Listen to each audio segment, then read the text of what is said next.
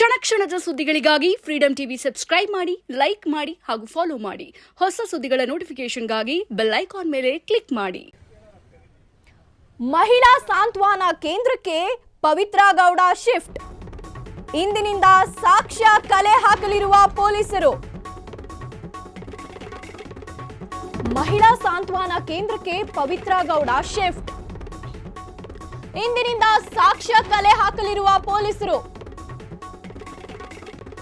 ಕೃತ್ಯ ನಡೆದ ಸ್ಥಳಗಳಲ್ಲಿ ಆರೋಪಿಗಳ ಸ್ಥಳ ಮಹಜರು ಸಾಧ್ಯತೆ. ಕೊಲೆಯಾದ ಸ್ಥಳ, ಮೃತದೇಹ ಎಸೆದ ಸ್ಥಳಗಳಲ್ಲಿ ಮಹಜರು.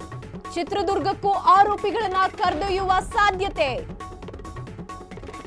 ಕೃತ್ಯಕ್ಕೆ ಬಳಸಿದ ವೆಪನ್ಗಳನ್ನ ವಶಕ್ಕೆ ಪಡೆಯಲು ಸಿದ್ಧತೆ.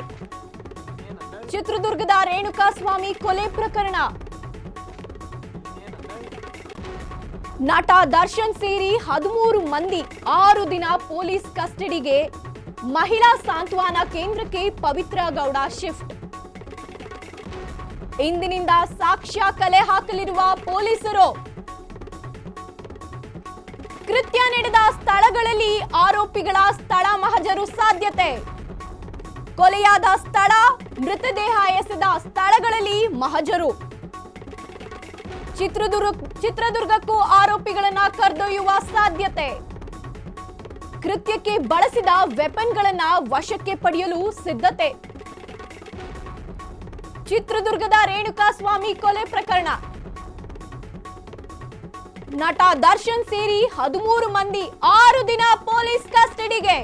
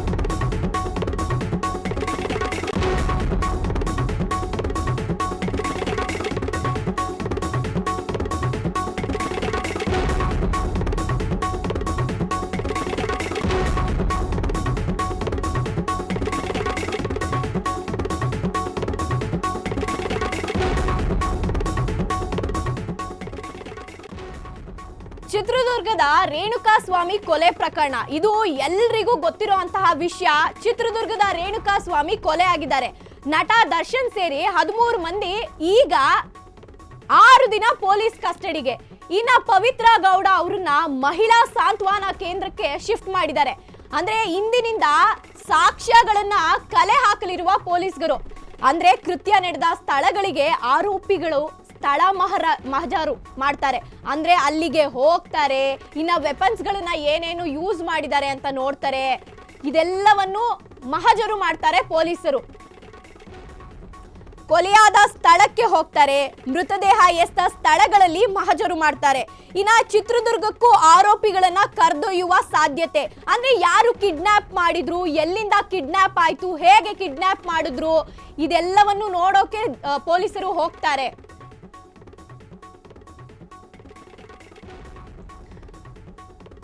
ಅಲ್ಲ, ಇಲ್ಲಿ ಒಂದು ವಿಷಯನ ಗಮನಿಸಬಹುದು.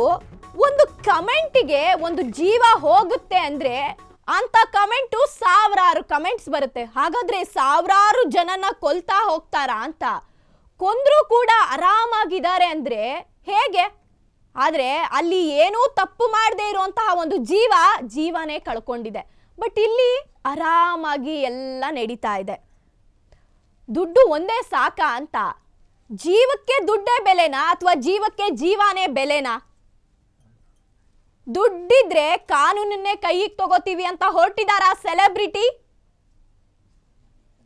ಡೈಲಾಗ್ ಹೊಡೆದಿದ್ದ ಮಟ್ಟಿಗೆ, ಫಿಲಂಗಳಲ್ಲಿ ಕೊಲೆ ಮಾಡೋ ಮಟ್ಟಿಗೆ ರಿಯಲ್ ಲೈಫ್ ಅಲ್ಲೂ ಕೊಲೆ ಮಾಡ್ತಾರೆ ಅಂದ್ರೆ ಫಿಲಮ್ಗೂ ರಿಯಲ್ ಲೈಫಿಗೂ ವ್ಯತ್ಯಾಸ ಇಲ್ವಾ ಹಾಗಾದ್ರೆ?